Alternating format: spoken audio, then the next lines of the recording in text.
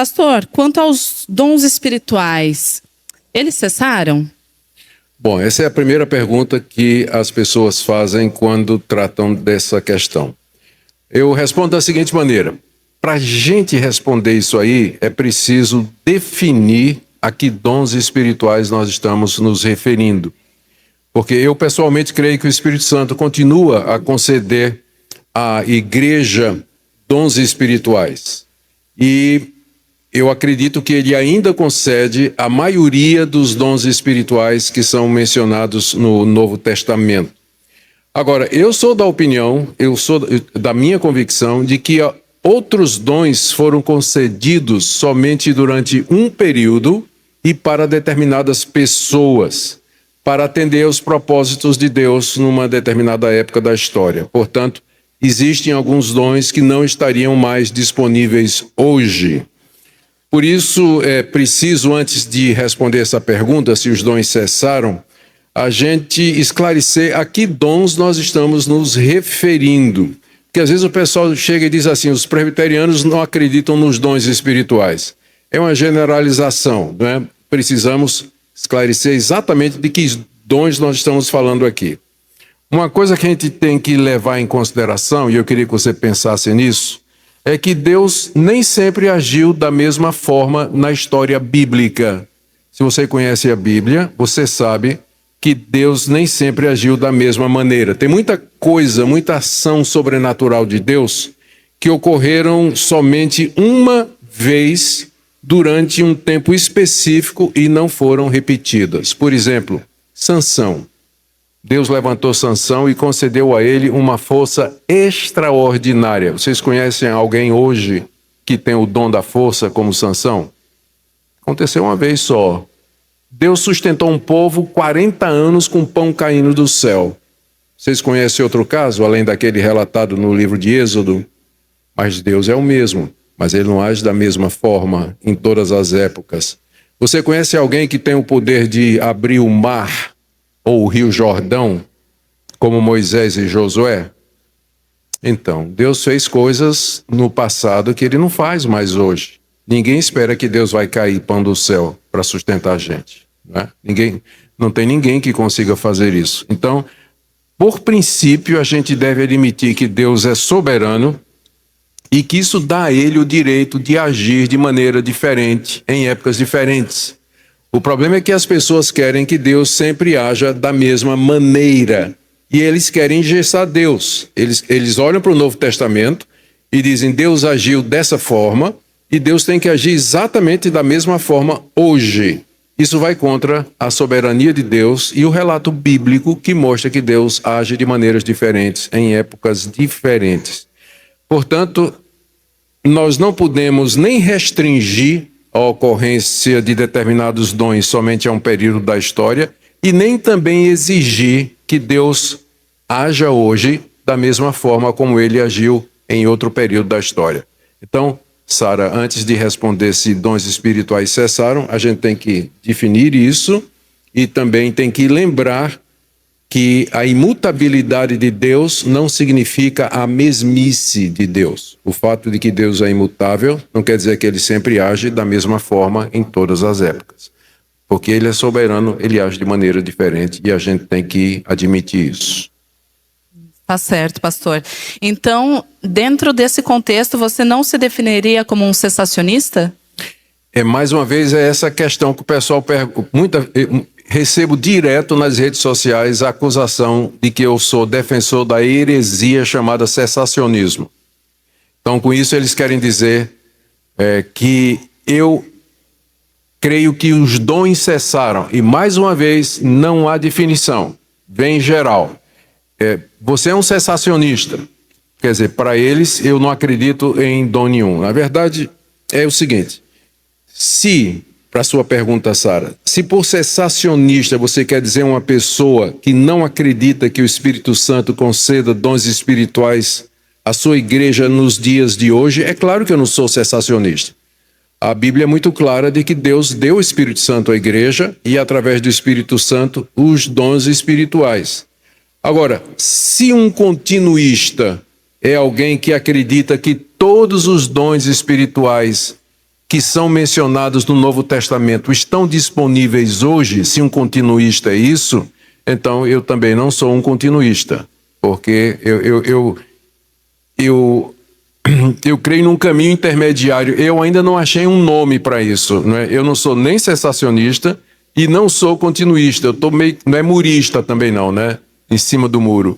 Mas eu vou explicar daqui a pouco o que é que eu penso a respeito e talvez vocês me ajudem a descobrir um rótulo para isso. Mas o fato é que eu não me considero um cessacionista, porque eu não creio que Deus cessou de dar dons à igreja, e também não sou um continuista, porque eu creio que tem alguns dons que foram sustados e que não estão disponíveis na igreja hoje.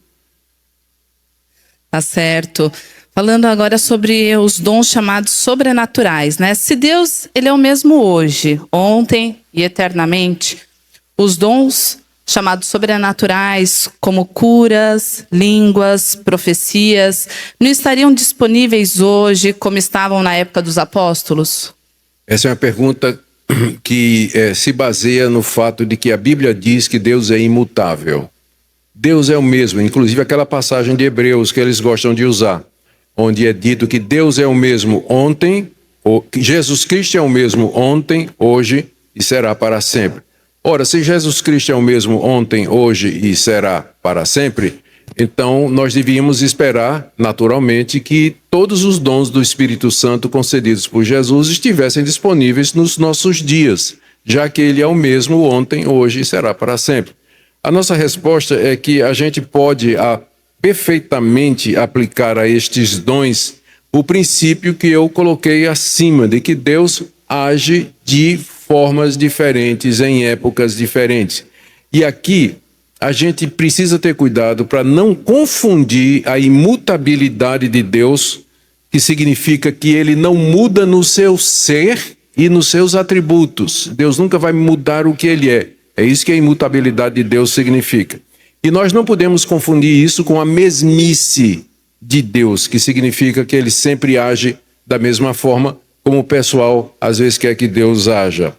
Teoricamente, Deus poderia ter concedido os dons relacionados com cura, língua e profecia a algumas pessoas durante o período apostólico. E uma vez cessado aquele período, ele suspendeu a atuação dos mesmos dons. E eu não vejo em que admitir isso, que Deus deu dons particulares especiais aos apóstolos durante o período, e depois ele não fez mais isso, ele parou de dar esses dons, eu não vejo em que isso afeta a imutabilidade de Deus ou prejudica o fato de que Jesus Cristo é o mesmo ontem, hoje e será eternamente.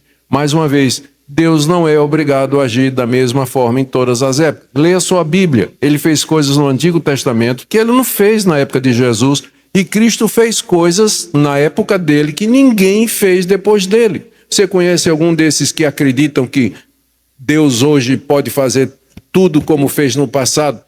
Algum deles andou sobre as águas? Conhece alguém que fez isso, andou sobre as águas? Ou que alimentou 7.000 pessoas com 2 pães e 5 peixinhos? Vocês conhecem alguém que tenha feito isso? Não tem. Então, Deus age de formas diferentes, em épocas diferentes. Você não pode colocar Deus dentro de uma caixinha e dizer para Deus, você tem que agir hoje da mesma forma que você agiu no período apostólico e tudo mais. Porque Deus não se submete a esse tipo de coisa. Ele é soberano. Isso não afeta a sua imutabilidade.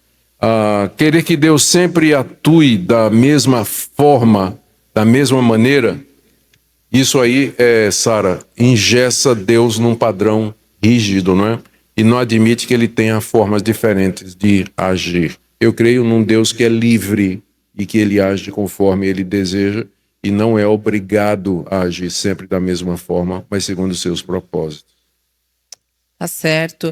E o que havia de tão especial no período apostólico para que Deus concedesse, então, esses dons sobrenaturais?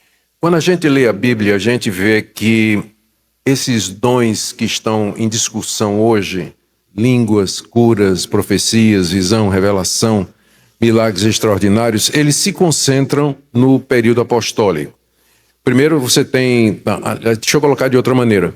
John Stott tem um livro muito bom sobre batismo com o Espírito Santo, onde ele introduz o assunto dizendo que a literatura bíblica de Gênesis a Apocalipse identifica 4 momentos na história em que Deus se manifestou extraordinariamente. Primeiro, período de Moisés. O período de Moisés. No tempo de Moisés, você tem as pragas, você tem a abertura do Mar Vermelho, você tem o maná, você tem aqueles milagres feitos no deserto. Parece que não passava um dia sem que alguma coisa extraordinária não acontecesse debaixo da liderança de Moisés. Depois de Moisés, o próximo período é dos profetas. É dos profetas. Se você não percebe, por exemplo, na vida de Abraão, Isaac e Jacó, esses milagres todos parecem vidas comuns, onde a providência de Deus dirigiu. Mas aí surgem os profetas, particularmente Elias e Eliseu. Faz machado flutuar, multiplica comida, azeite da botija da viúva, uma ursa que sai para destroçar os moleques que zombavam dos profetas, e tantos outros, ressurreição de mortos, tantos outros milagres, mas concentrados na vida de Elias e de Eliseu. A gente não sabe que Isaías tinha feito nenhum milagre. A única coisa miraculosa que ele fez foi colocar um emplastro na ferida do rei Ezequias para que ele vivesse mais alguns anos. Depois os milagres param, você tem a reconstrução de Jerusalém, não tem nada extraordinário ali, e os milagres voltam a acontecer quando Cristo aparece no cenário. E aí ele começa curando doentes, abrindo os olhos aos cegos, levantando os aleijados, expelindo demônios, curando toda sorte de enfermidades. E em seguida, os milagres se concentram nos apóstolos, de acordo com o livro de Atos. São eles que continuam a fazer isso aí. Uma vez que os apóstolos morreram, a história da igreja nos diz que não apareceu desde então ninguém com os poderes apostólicos para fazer o que Paulo fazia, que Pedro fez, que João fez e os demais discípulos de Jesus, entre os 12 e Paulo. Não tem mais. Então, a pergunta é por que esses 4 períodos? E aí você descobre. Cada um desses períodos era um momento que o que estava em jogo era a palavra de Deus. Moisés precisava ser autenticado como sendo aquele que estava trazendo a revelação de Deus, trazendo a lei de Deus. Os sinais e prodígios que Moisés fez foi para mostrar que Deus estava com ele, que a lei que Moisés estava dando era de Deus. Depois os profetas. Por que tanto milagre em torno da vida de Elias e de Eliseu? Porque eles estavam lutando contra Baal. O baalismo, a adoração a Baal e a outros deuses estava ganhando projeção, espaço dentro do reino do sul e dentro do reino do norte. Deus levanta Elias e Eliseu para chamar o povo de volta à adoração ao verdadeiro Deus, e os sinais e prodígios que eles fazem é para dizer que eles são enviados de Deus para trazer o povo de volta. Jesus, os milagres, ele mesmo diz que os milagres que ele fez eram para atestar que ele de fato era aquele prometido no Antigo Testamento. Era aquele enviado por Deus. Os milagres de Cristo serviram para autenticar a vida e a obra dele, de que ele realmente era o Filho de Deus. E ninguém conseguiu fazer os milagres que Jesus fez. E os apóstolos, eles eram aqueles a quem Deus revelou o Novo Testamento. E eles eram aqueles que supervisionaram, administraram a mudança do Antigo Testamento para o Novo Testamento. Israel não é mais o povo exclusivo de Deus, mas os gentios entram na igreja. Os sacrifícios terminaram, o templo perdeu a razão de ser, nós nos reunimos em comunidades. As mudanças são muito radicais. Era preciso que Paulo, Pedro, João e os apóstolos fossem autenticados como servos de Deus através dos sinais e prodígios que Deus pediu ou mandou que eles fizessem. Então, cada um desses 4 períodos tinha a ver com a revelação de Deus. Uma vez que a revelação está completa, né? Está aqui escriturada, uma vez que tudo que Deus queria que a gente soubesse está aqui, não há necessidade mais hoje de pessoas com o mesmo poder e autoridade dos apóstolos, de Cristo, de Elias, de Eliseu e de Moisés, porque Deus já nos deu a sua palavra e ela já foi escrita por essas pessoas que Deus autenticou através de sinais e prodígios. Então, é isso que tem de especial no período apostólico. É um período de transição, onde você sai da antiga aliança para a nova. Por isso que era importante que os apóstolos tivessem o dom de curar, o dom de fazer milagres, eles puderam ressuscitar mortos, eles podiam levantar aleijados, abrir olhos aos cegos e fazer coisas, ressuscitar mortos, exatamente para dizer, para mostrar que Deus estava com eles. Então, uma boa parte dos dons que são mencionados no Novo Testamento, boa parte não, uma parte não tão grande, está associada diretamente com o período apostólico e com o ministério dos apóstolos. O dom de línguas, aparentemente, também estava associado àquela época como sinal da chegada do Espírito Santo em determinados grupos. Sara, deixa eu só me demorar um pouquinho aqui nessa questão. Quando você lê o livro de Atos, você vê que tem 4 Pentecostes. Atos 2, o Espírito Santo desce sobre os judeus, porque os primeiros cristãos eram todos judeus, confere? Todos eles eram judeus, os 12 discípulos eram judeus, havia 150 irmãos lá naquele cenáculo, na noite em que o Espírito Santo, na manhã em que o Espírito Santo desceu sobre a igreja. Mas aí vinha uma questão, o evangelho era só para os judeus? Não, o evangelho era também para os samaritanos. Os samaritanos eram um povo mesclado, odiado pelos judeus, mas o amor de Deus se estendeu para eles também. Filipe vai pregar o evangelho em Samaria, que era a capital dos samaritanos. Muitos se convertem. Ele manda chamar Pedro. Pedro vem, impõe as mãos sobre os samaritanos, o Espírito Santo desce e eles falam em línguas. A mesma coisa que aconteceu no dia de Pentecostes. Por quê?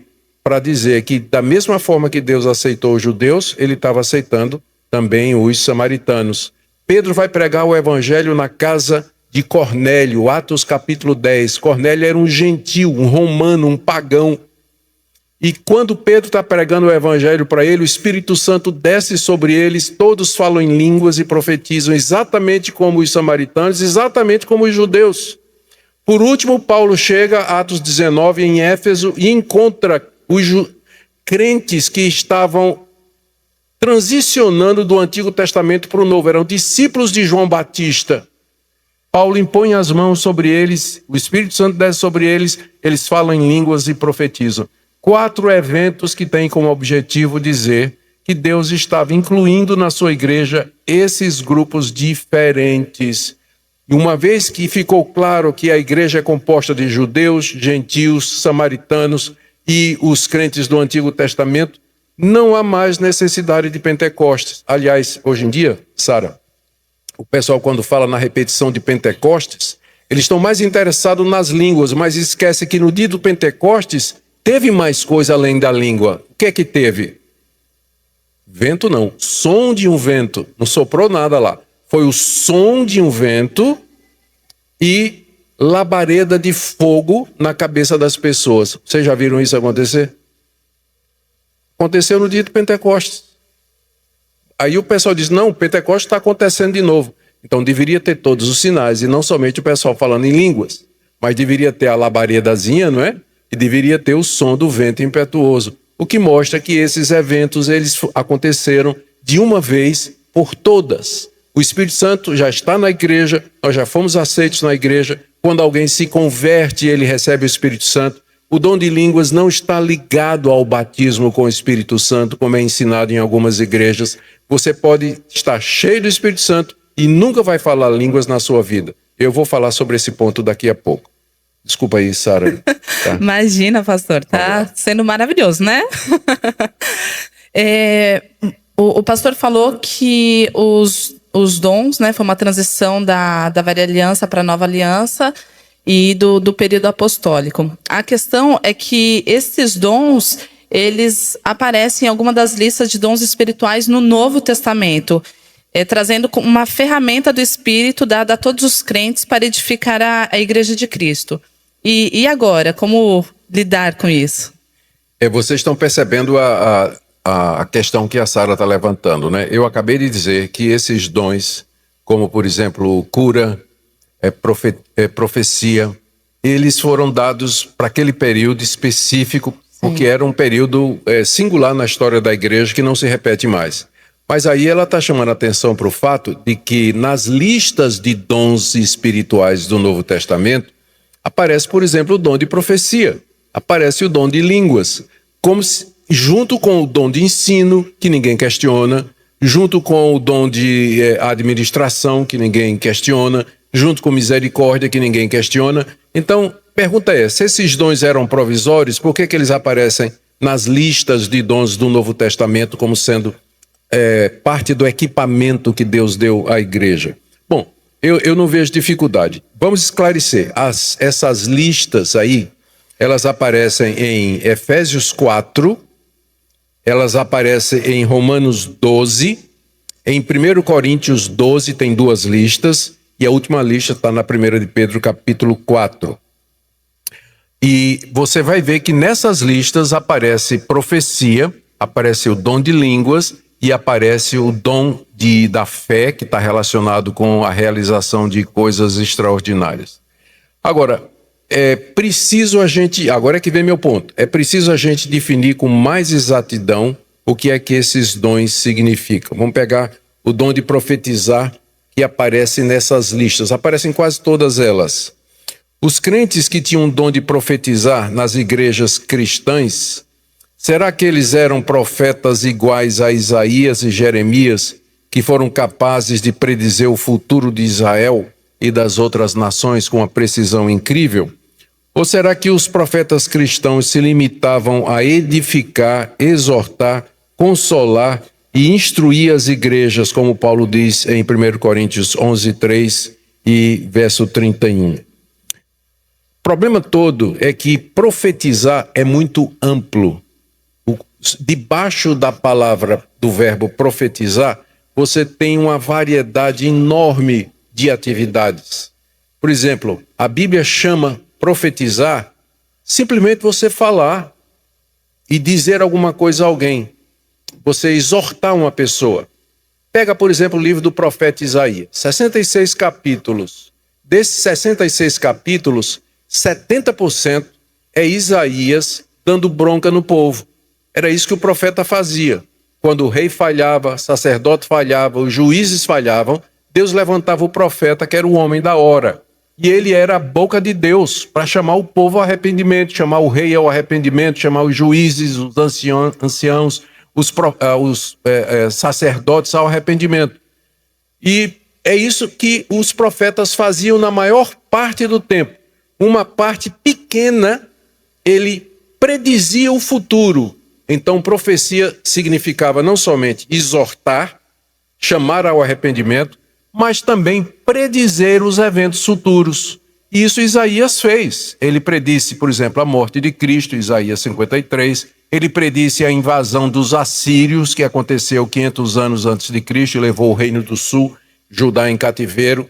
Ele predisse a morte do rei Ezequias, e Deus mandou que mudasse aquilo ali.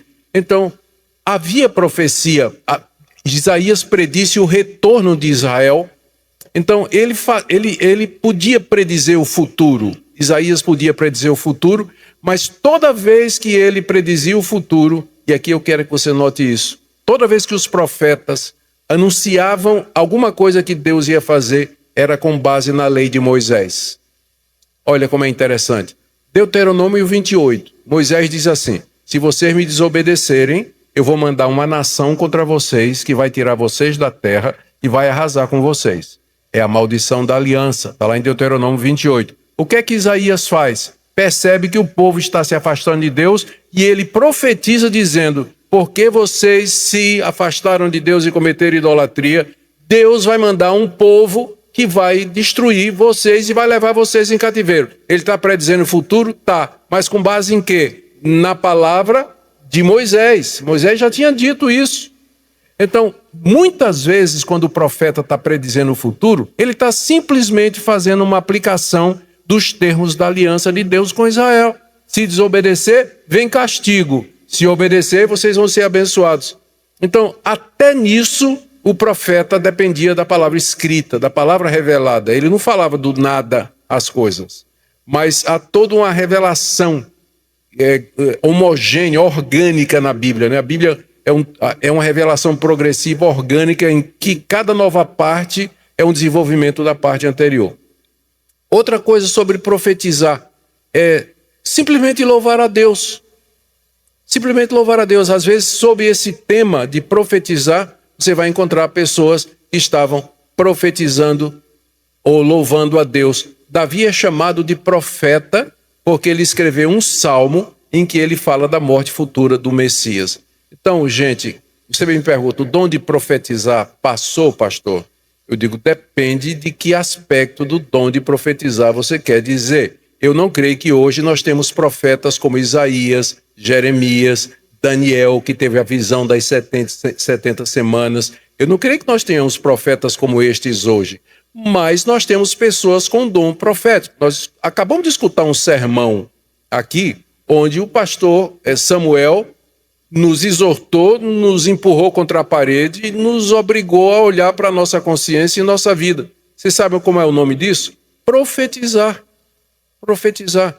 O profeta faz exatamente isso. Ele enquadra o povo na palavra de Deus e chama o povo ao arrependimento e à mudança de vida. Então, nesse sentido, o dom da profecia continua hoje. Deus continua tendo profetas. Só que, o que é que diz lá em 1 Coríntios 14? O profeta, ele tem que ser julgado, a igreja tem que saber se ele está falando a palavra de Deus, e ele tem que falar por orientação divina. É diferente, por exemplo, de Isaías. Isaías falava e dizia, assim diz o Senhor, e ninguém podia questionar Isaías. Mas se eu me levanto e eu prego para vocês, eu não posso dizer, assim diz o Senhor, a menos que eu tenha lendo a Bíblia. Tá? Eu não tenho uma revelação direta de Deus para eu dizer, assim diz o Senhor. Eu posso ler a Bíblia e dizer, olha, assim diz o Senhor. E aí exortar vocês. Nesse sentido, o dom de profecia existe. Pastor, mas e o pessoal ficar adivinhando a vida dos outros na igreja? Isso aí não tem nada a ver com... É a próxima pergunta, né? Apóstolo. Tem apóstolo hoje? Depende. A palavra apóstolo significa alguém que é enviado. Se por apóstolo você quer dizer alguém, um missionário que cabe. Um missionário é um apóstolo, ele é alguém que é enviado para cumprir uma missão. Se você quer dizer um missionário, eu não tenho problema em admitir que hoje nós tenhamos apóstolos, porque tem gente que Deus levanta e que são enviados para pregar o evangelho. Por exemplo, Ronaldo Lidório, para mim, foi apóstolo de Deus para os concombas. Ele foi um apóstolo de Deus para os concombas. Mas a palavra apóstolo no Novo Testamento, ela é restrita aos 12 que Jesus escolheu e ao apóstolo Paulo. Critérios, eles foram chamados diretamente por Cristo, eles viram Cristo ressurreto, a eles foi dado o poder de escrever escritura e o dom da infalibilidade e da inerrância quando eles escreveram. Existe isso hoje? Hoje em dia tem muita gente que se denomina apóstolo, mas como os 12 Paulo, não. Porque senão o que eles escrevessem teria que ser colocado aqui ao lado da Bíblia. Não é isso? Porque essa foi uma das coisas que Deus deu aos apóstolos, a capacidade de escrever a palavra de Deus de maneira inerrante e infalível. Então, é por isso que eu digo, alguns dons continuam numa determinada forma ou num dos seus significados apenas, mas outros dons, eles cessaram, ou elementos daquele dom cessou. Pronto, é isso aí. Pastor, nós encontramos ainda na lista de dons o dom de curar e de realizar milagres, que é associado ao ministério dos apóstolos. E isso continua ainda nos dias de hoje? Eu não creio que o dom de curar ele esteja disponível hoje. Mas ele foi dado para os apóstolos. Em que consistia o dom de curar? Paulo chegava para alguém que estava doente, Pedro chegava para alguém que estava cego e dizia, vê. E a palavra de Pedro era carregada com a autoridade de Deus e o cego via. Pedro estava entrando no templo junto com João, tinha um aleijado que era conhecido da cidade toda. Ele estava lá na entrada do templo, na Porta Formosa, anos. Todo mundo conhecia. Naquele dia, quando Pedro e João passaram, o homem estendeu a mão querendo a esmola. Qual foi a resposta de Pedro? Vocês conhecem. Não tenho prata nem ouro, mas o que tenho, isso te dou. Em nome de Jesus Cristo, o Nazareno, levanta-te e anda. E na hora, o homem pulou. Saiu correndo, sambando, dançando, entrando no templo, juntamente com Pedro e João, movido de alegria. Esse é o dom de curar. Ele não admite falha. Quem tem o dom de curar, quando os apóstolos davam um comando, acontecia na hora. E a pessoa era restaurada à sua situação anterior. Você lembra de um período que teve o famoso dente de ouro? Sim. Né? Lembra desse período aí? O pessoal falava, o milagre é que o dente da pessoa que estava ruim virou dente de ouro. Eu não acho que isso é milagre. Milagre é se virasse dentina. Se voltasse para o estado original, não é verdade? Né? Então, porque os apóstolos, quando curavam, a pessoa ficava boa na hora e voltava ao seu estado original. Não tinha falha, do tipo assim, né? E também não vinha, os apóstolos não vinham com essa desculpa, não foi curado porque não tinha fé. Aquele aleijado no templo que levantou a mão pedindo uma esmola, ele estava esperando ser curado? Ele nem sabia quem era Jesus.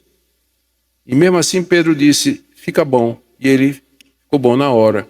Então, eu não creio que haja hoje gente que tenha o mesmo poder dos apóstolos para curar e ressuscitar mortos. Não tem, não tem. E agora, isso quer dizer que eu não creia que Deus não cure? Eu creio que Deus cure. Eu, pessoalmente, eu fui curado de uma doença. Eu, quando casei com a Minca, eu era absolutamente estéril. A ponto de meu irmão, que era médico da escola militar lá em Recife, ele brincava comigo, me chamando de Zerinho, porque tinha um soldado lá no campus que ele era como eu. A taxa era 0. Chances de eu um dia ter filho, 0.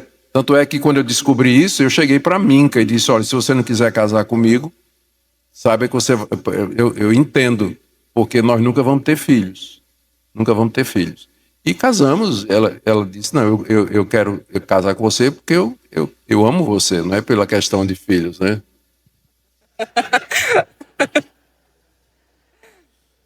Né? E os 2 anos, aí eu fui fazer um mestrado na África do Sul, tinha um avivamento acontecendo na região de KwaZulu, milhares de Zulus vinham se convertendo, e o líder do movimento era um pastor alemão, ficou mal, é um pastor da Alemanha, e o nome dele era Erlo Stegen, que Deus usou. Nós fomos conhecer o Erlo Stegen, passamos uma semana lá, 2 semanas, e uma das características desse avivamento era a quantidade de pessoas curadas durante o culto. Eles não tinham reunião de, assim, quem quer ser curado venha para frente, ou amanhã nós vamos ter uma reunião de cura. Ninguém fez isso, até porque os apóstolos nunca fizeram, né? Você lembra de alguma reunião de cura marcada com antecedência no Novo Testamento? Não tem. Por que não tinha? Porque os apóstolos não sabiam quando iam curar. Então eles não tinham reunião de cura. Mas acontecia que durante a pregação, de repente, um aleijado se levantava jogando as muletas no chão, dizendo, estou curado. Um cego gritava, estou vendo. Acontecia durante o culto. Ninguém estava impondo mãos, ninguém estava... nada. Passei 2 semanas lá com a Minca, depois de um tempo, a Minca disse, estou grávida. Eu digo, rapaz, louvado seja Deus. Louvado seja Deus, né? Eu não podia ter filhos. Mas quando logo em seguida nós tivemos que voltar para o Brasil, eu fiz o exame perfeitinho. Aí veio Samuel, veio Davi, veio Ana, e a gente comprou uma televisão. Né? Mas curado até o dia de hoje. Então eu creio que Deus cura, mas eu creio que Deus cura soberanamente, em resposta à oração e quando Ele quer. Você pode orar por um amigo seu que está doente, que tem um problema, ele é cego, ele sofre de Alzheimer. Se Deus quiser, Deus vai curar aquela pessoa. Ele é poderoso para fazer isso, mas Ele pode não curar também. o dom de curar é diferente, funcionava toda vez. Deus agia direto através daquele dom. Então, eu não creio que hoje exista mais o dom de curar, mas eu creio que Deus responde às orações do seu povo quando ele deseja. Incrível, pastor, e super esclarecedor. Está sendo muito esclarecedor, muito proveitoso, porque traz essa diferença do dom de curar e a soberania de Deus que ele pode fazer ainda nos dias de hoje. Então, qual seria um critério para dizermos quais os dons que permanecem e quais os que cessaram nos dias de hoje? Essa é uma pergunta muito importante, né? Qual é o critério que a gente usa para dizer o que é que passa para hoje e o que é que não passa? O que é que ficou no período apostólico e o que não vem? Eu acho que o critério é esse aqui, Sara. Todos os dons que foram veículo de revelação e que estavam ligados diretamente ao instrumento da revelação, que eram os apóstolos, cessaram com a morte deles. O que eu digo é, o que cessou foi a revelação de Deus.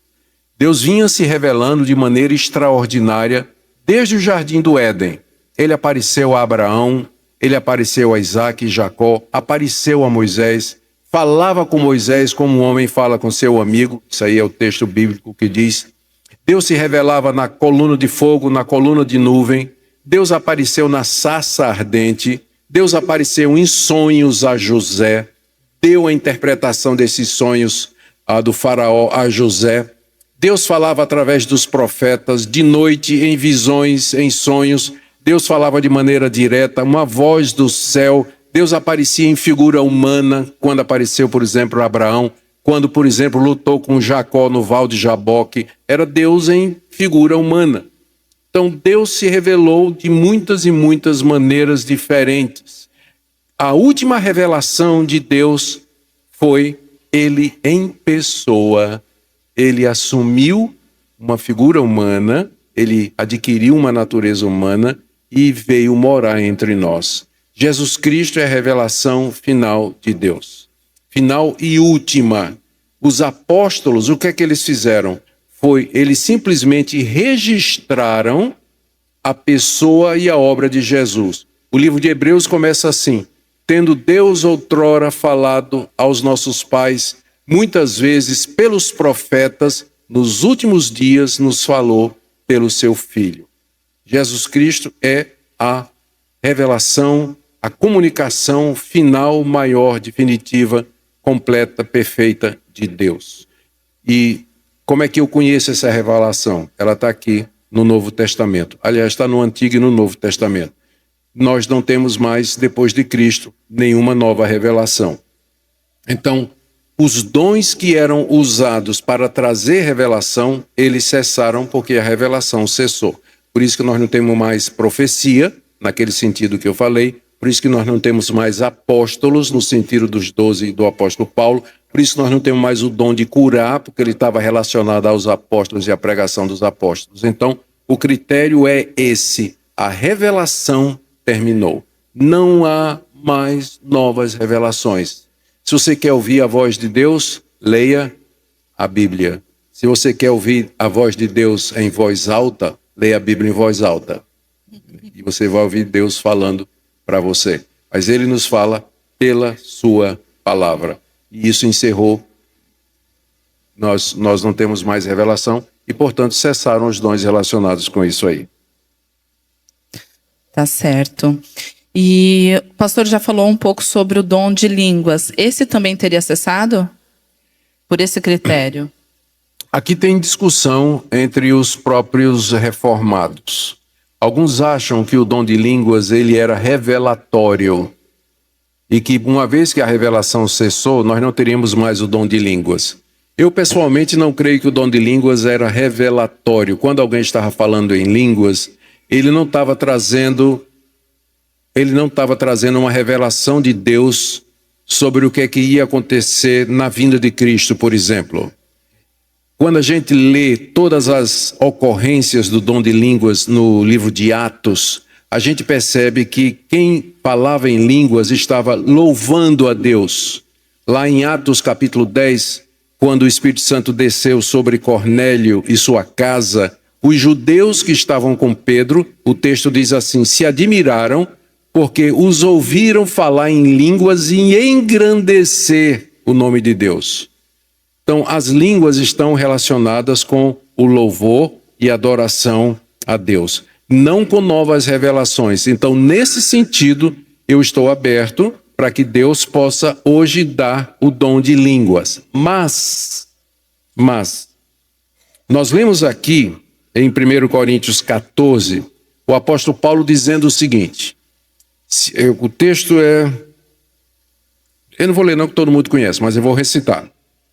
O apóstolo Paulo diz, se alguém falar em línguas, ele está se referindo ao culto, né? Se alguém falar em línguas, que sejam 2, quando muito 3, em sequência, e haja quem interprete. Não havendo intérprete, fique calado na igreja. Então, se o dom de línguas vier dessa forma, eu não posso ser contra. Eu não posso. A pergunta é, vocês conhecem alguma igreja que pratica isso? Nas igrejas onde se fala língua, todo mundo fala língua ao mesmo tempo, não tem intérprete e é muito mais do que 2 ou 3. O Espírito Santo sabe contar. Passou de 3 já não é ele, né? Porque ele não inspirou para dizer 2, no máximo 3. Passou de 3, falando ao mesmo tempo, não me peça para acreditar que é o Espírito Santo. É do diabo, pastor? Não, não é do diabo. Eu vou voltar a falar aqui da África do Sul. A Minka e eu fomos, quando a gente estava na África do Sul, tivemos um convite para ir a um encontro de uma igreja pentecostal. Esqueço qual foi a denominação. E nós estávamos lá no culto, sentados lá na bancada, e ao nosso lado tinha um casal com uma criança devia ter uns 6 ou 7 anos, e de repente, no meio do culto, todo mundo começou a falar em línguas, a criança que estava lá brincando, desenhando, ela simplesmente começou a falar também. Por que ela estava falando? Porque estava vendo papai e mamãe dizendo coisas sem sentido para ela, e ela então começou a fazer a mesma coisa. Então, muita gente cresceu nessa cultura. Viu os pais fazer isso, viu os amigos fazer isso, viu o pastor fazer isso. Então pensa que isso é a maneira correta de adorar a Deus. Então, na sinceridade do seu coração, embora equivocados teologicamente, eles falam e dizem estas coisas. Então, eu não digo que é do diabo, mas eu digo que é uma falta de compreensão e eu não sei porquê, uma falta de obediência ao que a Bíblia diz com tanta clareza. Se tiver línguas, tem que ser 2 pessoas no culto falando, no máximo 3, em sequência, e tem intérprete. Se não tiver, tem que ficar calado na igreja. Então, se não for assim, não me peça para acreditar que é de Deus, mas também não vou dizer que é do diabo. Mas isso é uma coisa humana, é uma má interpretação e um mau uso do que seria esse dom. Se for de Deus, ele virá dessa maneira. Eu lembro de uma ocasião, no tempo em que o pastor Caio Fábio, ele estava pregando numa igreja lá em Boa Viagem, em Recife, eu estava lá também, e durante a pregação, de repente, uma senhora se levanta no meio do culto e começa a falar em línguas. Aí ele parou a pregação, disse, minha irmã, vamos esperar para ver se tem tradução. Não tinha. Então a senhora se sente e a senhora fica calada. Porque isso aí não pode ser de Deus, porque se fosse de Deus, teria tradução também.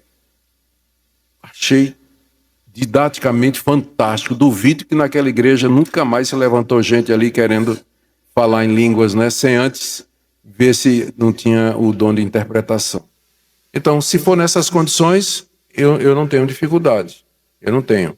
Mas, infelizmente, eu não conheço nenhum caso, e não quer dizer que não exista, né? Porque meu conhecimento é limitado. Mas, dentro do meu conhecimento, eu não sei dizer para você nenhuma igreja que pratique isso.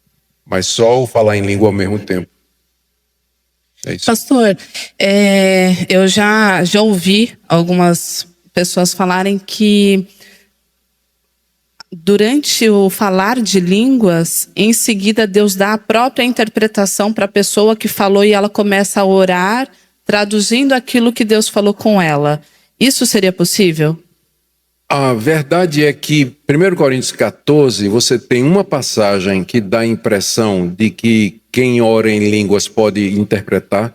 Paulo diz assim: portanto, aquele que ora em línguas, ore para que possa interpretar. E, ao mesmo tempo, Paulo coloca como sendo coisas diferentes, ou feito por pessoas diferentes, porque ele diz: a um é dado o dom de línguas e a outro o de interpretar. Parecendo, então, que ninguém tem esses dois dons, né? Um fala e o outro interpreta. Eu acho essa última posição melhor, porque valida você orar e você mesmo interpretar, mas você orar e outra pessoa interpretar, já é mais uma validação, já é mais uma testemunha de que aquilo é a coisa verdadeira. Então, eu iria mais por isso, né? Esperar que tivesse interpretação de outra pessoa. Tá certo. E então a gente não pode falar que eles são mentirosos ou estão sendo influenciados pelo diabo? Não. Quer dizer, a gente não sabe. A gente sabe, por exemplo, que em seitas, no candomblé, na umbanda, existe esse fenômeno de pessoas falando em outras línguas e outros idiomas. E a gente desconfia, né? A gente mais ou menos sabe que no meio do todo esse ocultismo e prática da feitiçaria, existe a atuação de demônios. A Bíblia é muito clara a respeito disso aí. Então, mas eu não diria que no ambiente evangélico as línguas faladas sejam demônios que estejam fazendo isso. Eu diria que é coisa da natureza humana mesmo, é a pessoa na sinceridade do coração, mas que nunca foi instruído. Não sabe nem que tem 1 Coríntios 14 na Bíblia dela. Porque se tivesse, ela iria perguntar: mas peraí, não é assim na minha igreja? Por que é que tem... Então, eu não chegaria ao ponto de dizer que é satânico. Embora, nas religiões pagãs, você tem o mesmo fenômeno do falar em línguas também. Teria algum problema... as pessoas falarem em línguas na igreja, traria algum prejuízo no tocante à igreja? Eu acho que tem sim. Se as línguas faladas elas não são de Deus, a imitação deve trazer algum prejuízo de natureza espiritual, não é? Eu imagino que pode produzir arrogância, falsa espiritualidade, abrir a porta para a atuação de demônios e da natureza pecaminosa do homem. Então, a verdade é que toda vez que a gente imita a Deus ou traz para o culto aquilo que não é de Deus, vai ter consequências. Vai ter consequências. Por isso que a gente quer sempre ter no culto aquilo que é bíblico. E tem... Alguns diriam que até o falar de línguas, você nunca falou em línguas porque realmente você nunca foi batizado com o Espírito Santo. A gente ouve muito isso, né? Já me disseram na cara. Eu fui numa igreja pentecostal e o pastor e os pastores me cercaram, cumprimentaram, e quando eu disse que era pastor presbiteriano, eles perguntaram: o senhor já foi batizado com o Espírito Santo? Né?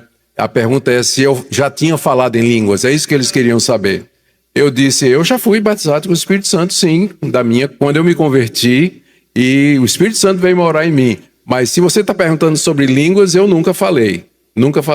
Mas com certeza já fui batizado com o Espírito Santo. Porque no movimento pentecostal há essa relação entre batismo com o Espírito Santo e falar em línguas. E sobre isso, isso aí eu vou querer ler um texto aqui, porque eu creio que é a resposta definitiva. Olha que ousadia. Para isso aqui. Se você quiser me acompanhar aí, ó, em 1 Coríntios capítulo 12, o apóstolo Paulo diz assim, ó, no verso 13, 1 Coríntios 12, 13. Em um só... eu vou ler do 12, para facilitar. Assim como o corpo é um e tem muitos membros, e todos os membros, sendo muitos, constituem um só corpo, assim também com respeito a Cristo. Pois em um só Espírito... todos nós fomos batizados em um corpo, quer judeus, quer gregos, quer escravos, quer livres, e a todos nós foi dado beber de um só Espírito. Paulo, escrevendo aos Coríntios, diz assim: todos nós que somos crentes fomos batizados pelo Espírito Santo, formando um corpo, que é o corpo de Cristo. Então, todo crente, por definição, ele já foi batizado com o Espírito Santo.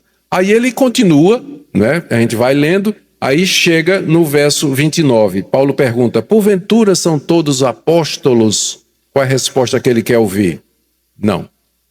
São todos profetas? Não. São todos mestres? Não. São todos operadores de milagres? Também não. Têm todos dons de curar? Não. Falam todos em outras línguas? Resposta: não. Mas todos foram batizados com o Espírito Santo. Então, todos somos batizados com o Espírito Santo, mas nem todos falam em línguas. Então, essa relação que os pentecostais fazem de batismo com o Espírito Santo seguido de línguas, ela não tem fundamento bíblico. Ela vai querer apelar lá para o livro de Atos, para aqueles 4 eventos que foram históricos, únicos e que tinham um papel na história da redenção e que já acabou. Então, hoje a prova de que você foi batizado com o Espírito Santo é o fruto do Espírito na sua vida. Gálatas capítulo 5, amor, paz, alegria, longanimidade, paciência, benignidade, mansidão, domínio próprio. Essa é a prova que você tem o Espírito Santo, mas não o falar em línguas. Acho que era essa a pergunta, né, que você tinha feito, né? Foi sim. Muito bem. Estamos caminhando para o final. Você já falou um pouco sobre o dom de curar, mas eu queria perguntar mais uma vez. Nos dias de hoje, Deus cura? Cura, mas sem o dom de curar, né? Isso aí eu já me adiantei, já respondi essa, viu, Sara? Vamos embora. Eita, agora veio difícil aqui, ó. Jesus disse certa vez que quem cresce nele faria os mesmos sinais que ele fez. Essa promessa é verdadeira ou não? Essa aqui vai ser a última pergunta. João 14:12. Olha, gente, isso aí é o texto principal.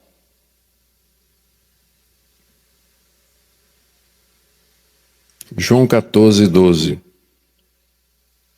Palavras de Jesus aos seus discípulos. Em verdade vos digo que aquele que crê em mim fará também as obras que eu faço, e outras maiores fará, porque eu vou para junto do Pai. E agora, pastor, Jesus diz que quem cresce nele faria as obras que Jesus fez e faria até maiores, porque ele diz aqui, eu vou para junto do Pai. Como é que essa passagem é interpretada em alguns meios evangélicos? Está dizendo que se você tiver fé, você não somente vai fazer os mesmos milagres que Jesus fez, mas vai fazer milagres ainda maiores. Essa é a interpretação popular, comum, geral, no meio pentecostal. Se você tiver fé, você vai fazer sinais, prodígios e maravilhas iguais aos de Cristo e até maiores do que ele. Então, eu já vi essa interpretação, já vi gente pregando sobre isso e dizendo que essas coisas não acontecem porque as pessoas não têm fé.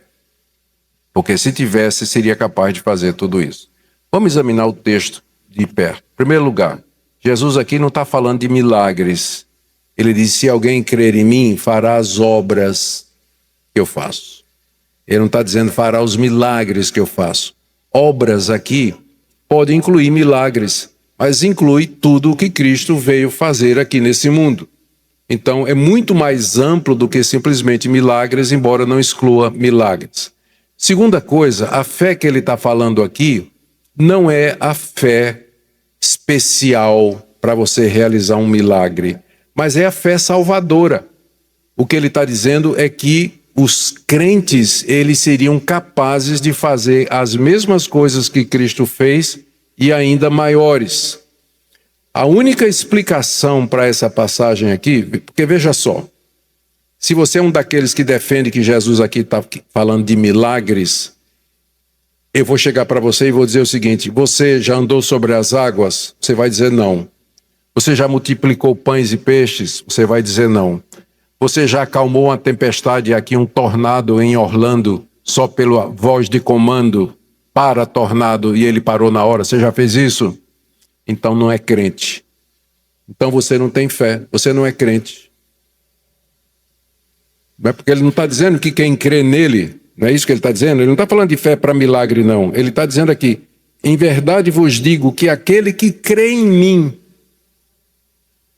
Então, se você crê em Jesus, você deveria ser capaz de andar sobre águas, parar tornado, multiplicar pães, ressuscitar mortos, se essa for a interpretação correta da passagem. Mas e se obras for outra coisa?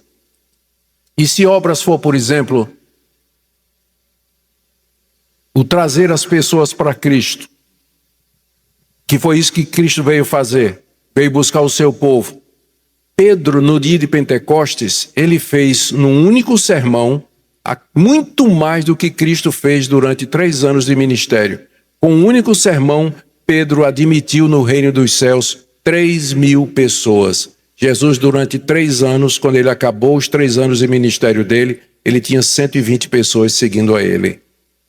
Pedro deu de lavada com um único sermão no dia de Pentecostes. Eu creio que é isso que o texto se refere. Ele está ligado à grande comissão. Aqueles que creem em Cristo, eles serão capazes de fazer mais do que Cristo fez, no sentido de que nós angariaremos mais discípulos e mais seguidores do que Cristo fez durante o tempo que ele estava aqui. E por que isso? Porque ele mesmo diz aqui, porque eu vou para o Pai.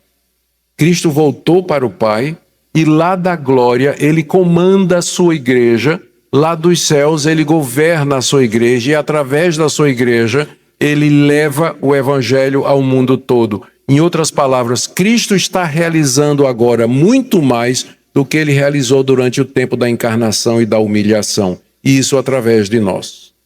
Então isso aqui não pode se referir a sinais, porque significaria que nenhum de vocês aqui é crente. Nem eu. Por incrível que pareça, nem o pastor Samuel, né? Nem ele seria crente por esses critérios também, não é isso? Então, essa é a interpretação correta da passagem. Não está se referindo a sinais, mas está se referindo à obra que Cristo veio fazer, que foi abrir o reino dos céus, trazer o reino dos céus aos homens. E nesse sentido, nós fazemos mais do que ele, porque ele dá glória, nos comanda e nos usa na expansão do reino hoje. Tá bom? Pastor, tem mais uma. Mais uma pergunta. Vai. O pastor não acha que essa sua posição acaba por extinguir e apagar o Espírito Santo e impedir a ação de Deus no meio do seu povo?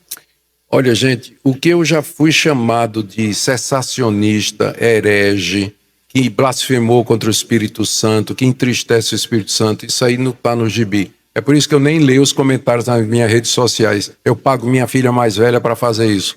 Então, e ela morre de ódio, de raiva, né? Fica chateada com que ela lê o pessoal falando do pai. Mas eu não leio mais por conta dessas coisas. Mas uma das coisas que o pessoal me diz é: você está blasfemando contra o Espírito Santo quando você é um cessacionista. Você está ofendendo o Espírito Santo. Não. Eu acho que a gente ofende o Espírito Santo quando a gente deixa de fazer aquilo que o Espírito Santo manda na Bíblia. Examinai todas as coisas, retende o que é bom. 1 de João, capítulo 3, filhinhos, não deis crédito a todo espírito, mas examinai se os espíritos procedem de Deus, porque muitos falsos profetas já saíram pelo mundo afora. Jesus Cristo disse: não lanceis vossas pérolas aos porcos, nem deis as coisas sagradas aos cães. Para que eu faça isso, eu tenho que exercer critério, discernimento. Então, você peca contra o Espírito Santo quando você deixa de ser um crente criterioso, crítico no bom sentido, e você engole tudo como se fosse coisa do Espírito Santo. Aí sim você está entristecendo o Espírito Santo. Vou dizer uma coisa aqui e eu não quero ser mal interpretado. Os únicos milagres que você tem a obrigação de acreditar são esses que estão aqui. Só. Você não precisa acreditar em nenhum milagre moderno. Nenhum. E você não vai acontecer nada demais se você questionar cada relato de milagre que você escutar. Isso não vai afetar em nada. Agora, esses aqui você tem que crer. Quando João acaba de escrever o evangelho dele, ele diz isso aqui, ó. João, fica no Novo Testamento. João. Quando ele termina, ele diz assim, ó. Na verdade, estou lendo João 20, 30. Na verdade, Jesus fez diante dos seus discípulos muitos outros sinais que não estão escritos nesse livro. Estes, porém, foram registrados para que creiais que Jesus é o Cristo, Filho de Deus, e para que, crendo, tenhais vida em seu nome. Os milagres que estão na Bíblia foram registrados para que você creia que Jesus é o Filho de Deus e, crendo, você tenha vida no seu nome. Eu não vou ter a vida eterna crendo nos milagres modernos. Eu vou ter a vida eterna crendo nesses milagres aqui. Então, eu não posso questionar isso aqui. Eu não vou questionar, nunca questionei, pela graça de Deus, não questionarei, jamais, se Deus me der a graça. Mas eu tenho o direito e a obrigação de questionar cada relato de milagre, de cura, de língua, de revelação, de profecia. Eu tenho não somente o direito, mas o dever de fazer isso. Porque, se só tivesse o Espírito Santo no mundo, a gente não precisaria fazer isso. Mas tem os espíritos enganadores e tem o espírito humano. Então nós precisamos discernir de onde vem isso. É de Deus? O diabo é o macaco de Deus. Ele imita tudo que Deus faz. Por isso que eu preciso examinar e discernir. Você não está blasfemando contra o Espírito Santo quando você pede para examinar a origem e a veracidade desses relatos de fatos sobrenaturais nos dias de hoje. Porque a única coisa que você não pode questionar é isso aqui. O mais, a gente pode perguntar. Tá certo. Pastor, agradeço até em nome da igreja pelas respostas, edificantes que trouxeram para cada um de nós. Amém. Muito obrigado. Obrigado. Vamos dar oportunidade, pastor, para 2 perguntinhas, porque tem que sair. Só essa pergunta foi em línguas.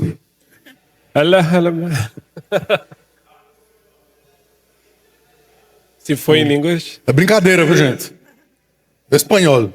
Queres fazer uma pergunta? Você quer fazer uma... Vamos só 2 mesmo, tá? Já vi as 2 mãos, pronto. Pastor, bom dia. Bom dia, querido. Pergunta de aplicação diária. Agora, como o senhor comentou que a última revelação é Jesus Cristo, e a gente estava aprendendo bastante sobre os dons espirituais. Quem é que tá falando? Aqui, ó. Levanta a mão. Aqui, ó. Cadê você? Eu aqui, ó. Aí. Isso. Então, repetindo, pastor. Pergunta de aplicação diária. Agora que, como o senhor explicou que a aplicação final da revelação é Cristo, e como nós aprendemos bastante sobre os dons espirituais, devemos nós, cristãos reformados, termos como aplicação diária uma preocupação de identificar dons espirituais, se temos, se não temos, e até mesmo no contexto de liderança? Sim. Pelo que a gente lê em 1 Coríntios 12, todos os crentes têm dons espirituais. Todos eles têm. Alguns dons são mais evidentes. Dom de mestre, dom de ensino, dom de liderança. Mas nas listas de dons você encontra, por exemplo, o dom de contribuir. Esse ninguém quer. O dom de contribuir. O dom da misericórdia. O dom da ajuda. Está lá nas listas. Então tem muita gente que tem esses dons e nunca se despertou para o fato de que, essa minha habilidade aqui é um dom espiritual. Então, a gente precisa falar mais sobre isso. A gente precisa, de alguma forma, ajudar a igreja, os crentes individuais, a entender isso, que eles são parte do corpo de Cristo, eles são membros do corpo de Cristo. E cada membro tem uma função. Isso, inclusive, vai ajudar na questão de liderança e assim por diante. Tá? Mas todos nós temos dons espirituais e a gente precisa descobrir para servir ao Senhor. Pronto. Próxima. Pastor, Cleon. A última pergunta. Fala. É uma pergunta meio capciosa. Né? A resposta vai ser também. Como o senhor olha, ou que orientação o senhor nos dá hoje ainda com relação à questão de exorcismo? Sim. Tá. Pergunta muito boa. Se você, no Antigo Testamento, casos de possessão demoníaca são raríssimos. A gente poderia dizer que Saul é um exemplo, tá? Mas eu não me lembro de outro. E olha que o Antigo Testamento cobre um período extenso. Quando é que começam as possessões demoníacas? Quando Cristo pisa aqui nesse mundo. Quando Cristo se manifesta como sendo Filho de Deus, dezenas de gente aparecem endemoniados. A cada passo que Cristo dá, tem um endemoniado diante dele. Então, a quantidade de gente possessa por espíritos imundos nos evangelhos é muito grande. Maior do que era. Por quê? Estratégia do diabo. Ele está respondendo a Deus nos próprios termos. Deus se fez carne e veio morar entre nós.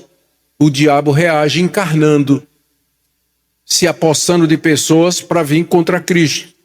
Então, essa quantidade de possessão demoníaca que você vê no ministério de Cristo se deve ao fato de que o Filho de Deus estava em carne no nosso meio e Satanás reage encarnando, se apoderando de pessoas.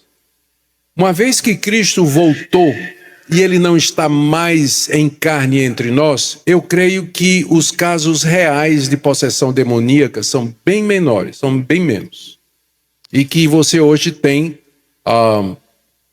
eu creio que é possível possessão demoníaca. Eu já me encontrei com casos disso aí. Me lembro de um caso muito sério de uma menina de 16 anos, que os membros da minha igreja, era preciso 4 homens para segurar. E eu mandei sair em nome de Jesus. A menina caiu no chão. Quando voltou, não sabia onde estava, como é que tinha vindo parar ali e tudo mais. Mas eu me lembro de um caso que eu fui chamado para um rapaz que estava destruindo a casa. Os pais eram pentecostais, sabiam que eu era pastor. Foram chamar um presbiteriano, né?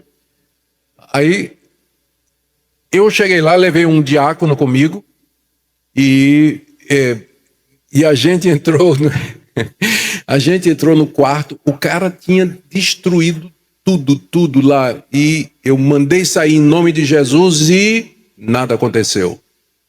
Sai em nome de Jesus, nada aconteceu. Eu digo, ou eu não tenho fé, ou então isso não é possessão demoníaca. A segunda coisa verificou-se verdadeira. Eu disse para a família, deixa eu tratar desse rapaz, leva aí, quando ele estiver bom, leva ele lá em casa para eu dar uma conversada com ele. Depois de 3 sessões de conversa, descobri qual era o problema. O rapaz tinha sido abusado na infância, era cheio de ódio, de raiva contra os pais. Não tinha nada de possessão demoníaca. Era uma forma dele expressar o ódio e a raiva dele. Porque ele via os pais, ele via na igreja dele pessoas caindo no chão e tudo mais, e ele adotou aquilo ali como forma de expressar a ira dele. Depois de 6 meses de aconselhamento, o rapaz arrumou um emprego, a vida dele mudou completamente, nunca mais aconteceu. Então, eu criei em possessão demoníaca hoje, mas eu me reservo o direito de primeiro examinar se é realmente possessão demoníaca, porque tem fake, tem certas doenças cujos sintomas são muito parecidos com possessão demoníaca, e a gente tem que examinar antes de poder fazer. Mas se aparecer e for, vai sair em nome de Jesus. Isso aí a gente não tem dúvida. Amém?